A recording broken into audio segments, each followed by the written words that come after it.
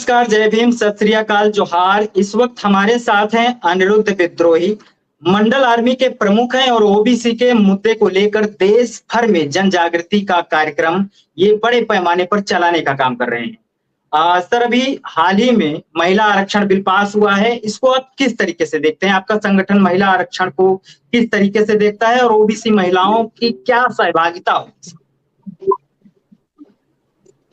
तो शुक्रिया अलकेनंद वंशी जी। और सबसे पहले तो मेरा आपको और आपके दर्शकों को क्रांतिकारी जय भीम, जय मंडल, जय श्रमदान, जय जोहार। महिला आरक्षण का जो सवाल है, महिला आरक्षण के रूप में ईडब्ल्यूएस का एक और वर्जन पार्ट 2 लाया गया है।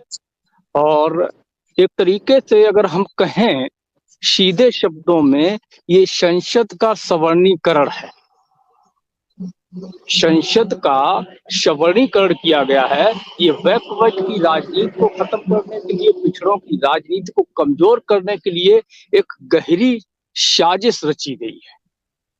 इसमें हमारे वंचित वर्ग की जो महिलाएं हैं, जो ओबीसी समाज की महिलाएं हैं, उनको रिजर्वेशन नहीं दिया गया।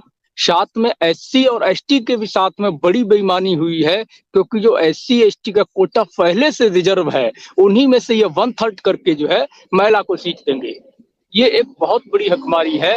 होना ये चाहिए था कि 33% में ओबीसी का कोटा अलग से होता और एससी एसटी का भी इसमें से होता, उसके बाद इसको लागू किया जाता, तब जाकर के ये वास्तव में महिलाओं के सशक्तिकरण का एक मिशन होता। ये केवल एक उच्च वर्ग की कुछ परिवारों की महिलाओं के लिए उनको संसद में लाकर के, संसद का सवर्णीकरण करके, वहां जाति विशेष के लोगों को संसद में बिठा करके अपने मन चाहे बिल पास करवाने का एक प्रोपेगेंडा है। ये एक हिंदू राष्ट्र की तरफ बढ़ता हुआ एक कदम है, मनुस्मृति को लागू करने की दिशा में बढ़ता हुआ एक कदम है, जो संविधान के विरुद्ध है, लोकतंत्र के विरुद्ध है और राष्ट्र के लिए घातक है। हम इसमें कोटा विदिन कोटा की मांग करते हैं। हम इसमें ओबीसी एससी एसटी के लिए सेपरेट कोटे की मांग करते हैं। जी, अभी देश भर में जिस तरीके से आप ओबीसी के मुद्दों को लेकर बड़े पैमाने पर प्रबोधन कार्यक्रम के माध्यम से ओबीसी को बड़े पैमाने पर जागृत करने का काम कर रहे हैं, क्या लगता है 2024 के इलेक्शन में जो ओबीसी बड़े पैमाने पे बहुत सारे ओबीसी जो बीजेपी का वोट बैंक हैं और हिंदुत्व के नाम पे बीजेपी और आरएसएस के पाले में जाने का काम करते हैं, आप इसको किस तरीके से देखते हैं और किस तरीके से ओबीसी वर्ग को, खास करके जो युवा वर्ग है, उसको ओबीसी की जो वर्गीय चेतना है उससे जोड़कर उन लोगों के खेमे से ओबीसी आंदोलन में जोड़ने का काम करेंगे? देखिए, ओबीसी की जो लड़ाई है एक जटिल लड़ाई है, क्योंकि ओबीसी में शिक्षा का अभाव रहा है। हमारी जो बैकवर्ड कम्युनिटी है, इसकी अभी पहली जनरेशन है जो यूनिवर्सिटियों की सीढ़ियां चढ़ रही है। तो शिक्षा का अभाव होने की वजह से ओबीसी का मूवमेंट आगे नहीं बढ़ पा रहा है, या हम कहें वो अपने हकमारी को नहीं समझ पा रहे हैं। अपने दुश्मन की उनको पहचान नहीं है, अपने दोस्त की उनको पहचान नहीं है। आप सोचिएगा, आपको पता होगा कि हम इससे पहले भी चलाते रहे, लेकिन ये जो यात्रा हम अभी चला रहे हैं, जिसका आपने जिक्र किया, मंडल यात्रा, 13 महीने हो गए हैं। और पता है आज हम कहाँ हैं? आपसे हमारी आपकी जो बातचीत हो रही है, वार्तालाप हो रहा है, पता है आपको कि आप अंदाजा कुछ लगा सकते हैं कि हम कहाँ बैठे हुए हैं? शायद आपको अंदाजा नहीं होगा। हम इस समय एग्जैक्ट लोकेशन नहीं बताएंगे क्योंकि वो ठीक नहीं है। हम इस समय डिस्ट्रिक्ट कानपुर नगर में हैं और एक रोड के किनारे जमीन पर, आप देखना चाहें हम आपको दिखा सकते हैं, रोड के किनारे एक जमीन पर अपनी फर्श बिछा करके यहाँ सोने जा रहे थे जब आपका फोन आया। आप सोचिएगा, जिस बैकवर्ड की हम लड़ाई लड़ रहे हैं ना, वो बैकवर्ड जो है उसके पास अभी इतनी चेतना नहीं है कि अपने लोगों के लिए एक खाट तक उपलब्ध करा सके। इन परिस्थितियों में जो लड़ाई लड़ी जा रही है, निश्चित तौर पर ये परिस्थितियां वो हैं। और जिस तरीके, मैं तो सोचता हूँ कि काशीराम साहब ने किस तरह लड़ा होगा, कर्पूरी ठाकुर ने कैसे मिशन चलाया होगा, बीपी मंडल ने कैसे चलाया होगा, बाबा साहब अम्बेडकर, ज्योतिबा फुले, जगदेव प्रसाद कुशवाहा, हमारे इन तमाम महापुरुषों ने, माता सावित्रीबाई फुले ने कैसे इस मिशन को चलाया होगा। उस समय क्या परेशानियां रही होंगी, कितनी तकलीफें उनको आई होंगी।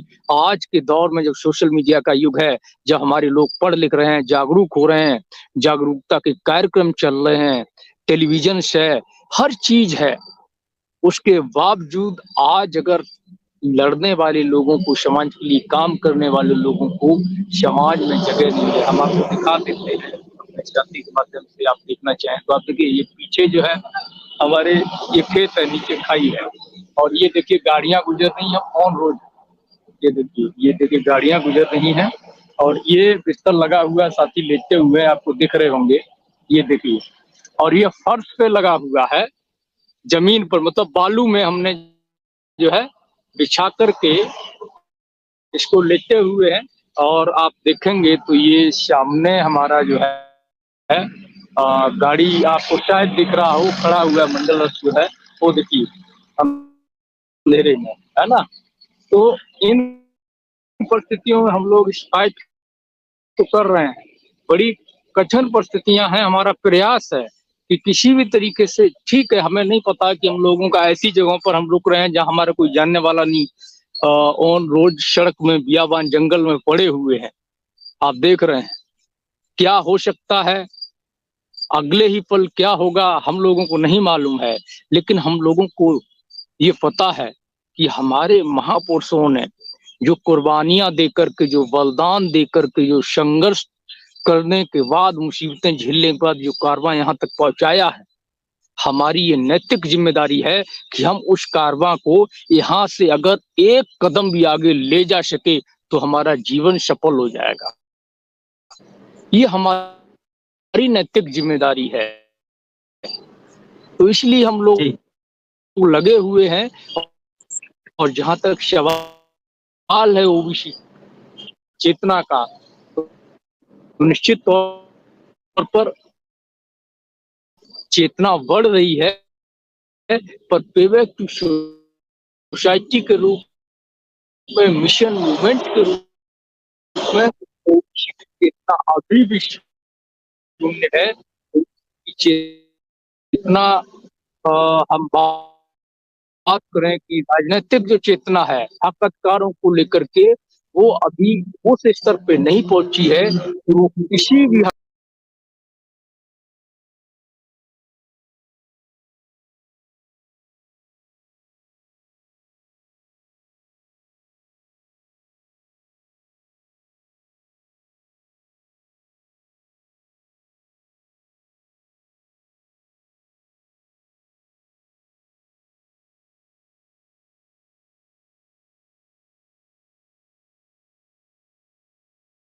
तो शायद नेटवर्क इशू था। तो बहुत ज्यादा काम करने की जरूरत है और नौजवानों को इसके लिए आगे आना होगा। और साथ में विशेष रूप से अगर हमारे दल, जहां तक सवाल 2024 के चुनाव का है, तो जो विपक्षी दल हैं वो अगर ये चाहते हैं कि बीजेपी को सत्ता से हटाया जाए, सामाजिक न्याय की स्थापना की जाए, तो इनको एक काम करना होगा कि ये अपने कैडर के साथ में, अपने स्ट्रक्चर के साथ में, अपने नेताओं और कार्यकर्ताओं को ये सख्त निर्देश दें कि वो गांव-गांव जाकर के, जिस तरह हम लोग कर रहे हैं, गांव-गांव जाकर के कैडर लगाएं, अपने लोगों को समझाएं। केवल इस बात से समाज संगठित होने वाला नहीं है कि आप कह रहे हो कि जाति जनगणना होनी चाहिए, आप कह रहे हो कि जनसंख्या के अनुपात में पिछड़ा, दलित, आदिवासी, अल्पसंख्यक को उसका अधिकार मिलना चाहिए, आप कह रहे हो कि हम पीडीए की सरकार बनाएंगे, हम बहुजन हिताय की बात करेंगे, इससे कभी भी बीजेपी को आप नहीं हरा पाएंगे। क्यों? क्योंकि जाति जनगणना का लाभ क्या है, हानि क्या है, ये आपके लोग नहीं जानते। आरक्षण क्यों उनको मिलना चाहिए, ये आपके लोग नहीं जानते, है ना। वुमेन रिजर्वेशन की खिलाफत क्यों होनी चाहिए, ये आपके लोग नहीं जानते। बहुजन समाज को संगठित क्यों होना चाहिए, ये आपके लोग नहीं जानते। जब आपके लोग अपने अधिकार ही नहीं जान रहे हैं, तो आपके कहने से कि आपने कहा कास्ट सेंसस होनी चाहिए तो सारे लोग आपको वोट दे देंगे, संभव ही नहीं है। हम लोग 13 महीने से गांव-गांव में हैं, हम देख रहे हैं क्या हालात हैं गांव के। तो इनको अगर ये चाहते हैं कि बीजेपी को हटाकर, तो अभी भी कुछ नहीं बिगड़ा है। अभी भी समय है कि सड़कों पर उतरें, अपने कार्यकर्ताओं को उतारें। हर एक गांव में 1 महीने केवल कैडेट चलाते हैं ये लोग, क्योंकि इनके पास पूरा तंत्र है। हमारे पास क्या है? पूरा सिस्टम है। हर गांव में इनका 10-10 कार्यकर्ता है। अगर ये लोग 1 महीने केवल कैडर कार्यक्रम चलाते हैं, सामाजिक न्याय के विषय में, जाति जनगणना के विषय में, मंडल कमीशन को समझाने के विषय में, वुमन रिजर्वेशन को समझाने के विषय में, निजीकरण को लेकर के, एजुकेशन को लेकर के, रोजगार को लेकर के, शिक्षा को लेकर के, महंगाई को लेकर के, बेरोजगारी को लेकर के 1 महीने का अगर ये कार्यक्रम हर पूरे प्रदेश के अंदर गांव-गांव में चला देते हैं, तो मैं दावे के साथ कहता हूं कि बीजेपी का सुपड़ा साफ हो जाएगा। बमुश्किल 1-2 सीट बचेगी उसके पास में, नहीं तो वो भी उसके खाते में नहीं आएगी। लेकिन इन्हें मेहनत करनी पड़ेगी। ट्विटर से काम नहीं चलेगा, फेसबुक से काम नहीं चलेगा, स्टेटमेंट देने से काम नहीं चलेगा, जमीन पर आना। जी। जिस तरीके से आप बता रहे हैं कि ओबीसी को अगर एक करना है और उनके अंदर जो चेतना है अगर लाना है, तो जमीन पर उतरकर जमीनी स्तर से लोगों को जागरूक करना होगा, तभी एक बड़े आंदोलन का भी स्वरूप ये हमारी जागृति धारण कर सकती है। लेकिन बीजेपी और आरएसएस के लोग गांव-गांव जाकर धार्मिक तुष्टिकरण करने का काम कर रहे हैं। जो ओबीसी वर्ग के लोग थोड़ा कट्टर हैं अपने धर्म को लेकर, उनको मुसलमानों के प्रति लड़ाने का काम किया जा रहा है।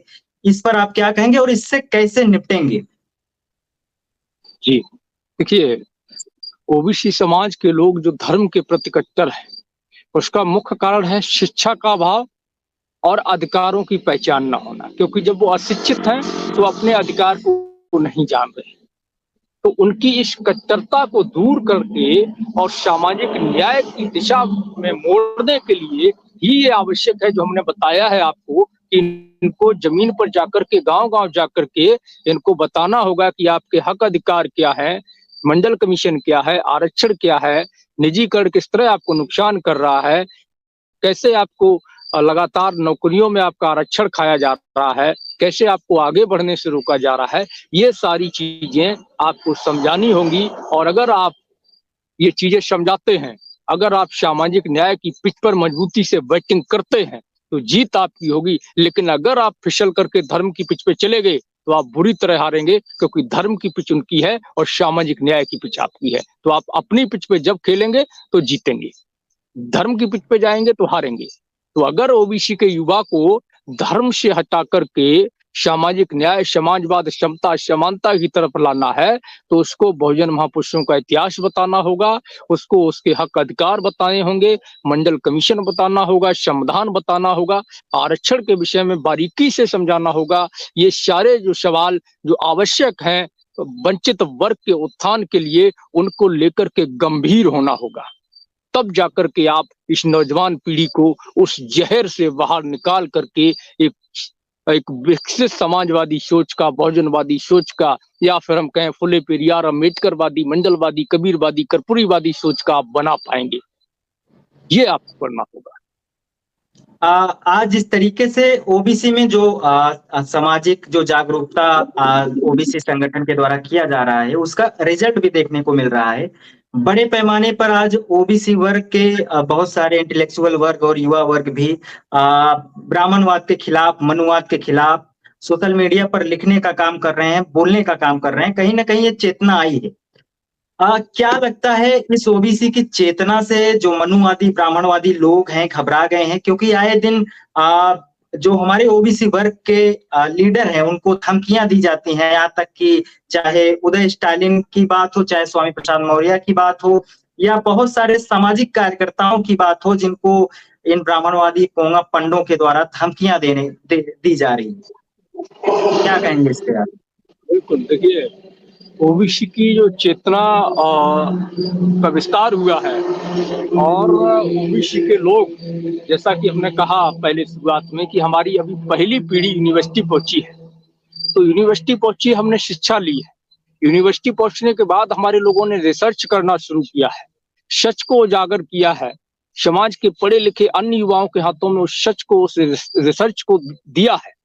उसको पढ़ने के बाद, हमारे महापुरुषों के संघर्ष को पढ़ने के बाद, उनकी लिखी हुई किताबों को, उनके दिए हुए निर्देश को पढ़ने के बाद में आज हम ओबीसी को समझ में आ रहा है कि कैसे हमारे साथ अन्याय किया गया है और किस तरह हमें जो है धार्मिक रूप से गुलाम बनाया गया है। भगवान का, भाग्य का, देवी देवताओं का, तमाम तरह का डर दिखाया गया और बड़ व्यवस्था के अधीन हमें जंजीरों में, गुलामी की जंजीरों में जकड़ करके हमारा जो शोषण हुआ है, हमें शिक्षा से वंचित रखा गया सदियों, हमें सदियों सत्ता से वंचित रखा गया, सदियों रोजगार से वंचित रखा गया। तो आज ये बात हमारे नौजवान समझ रहे हैं और इस बात का बहुत ही भयानक जो डर है भोंगा पंडों के अंदर है, या हम कहें कि उनके अंदर है, जो धर्म के ठेकेदार हैं, जो हराम की खाते आए हैं, जो अब तक जो है लगातार वंचित वर्ग को भाग्य और भगवान का भय दिखा करके लूटते रहे हैं और अपनी तिजोरियां भरते रहे हैं। आज उस लुटेरा वर्ग के अंदर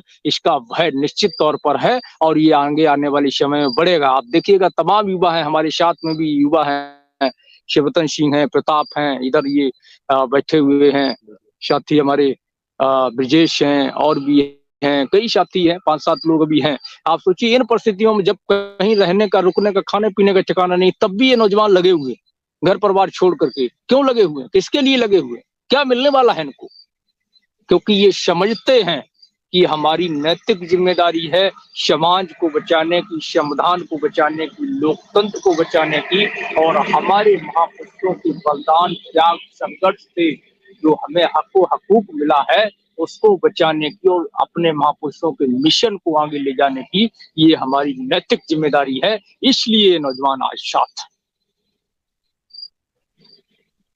जी, आप लोग जिस तरीके से आज समाज में निकलकर ओबीसी को जागृत करने का काम कर रहे हैं, उस पर एक वाकया याद आ रहा है। बहुजन समाज के एक महान शख्सियत ने कहा था कि सामाजिक काम करना फांसी के फंदे पर चढ़ने के बराबर है।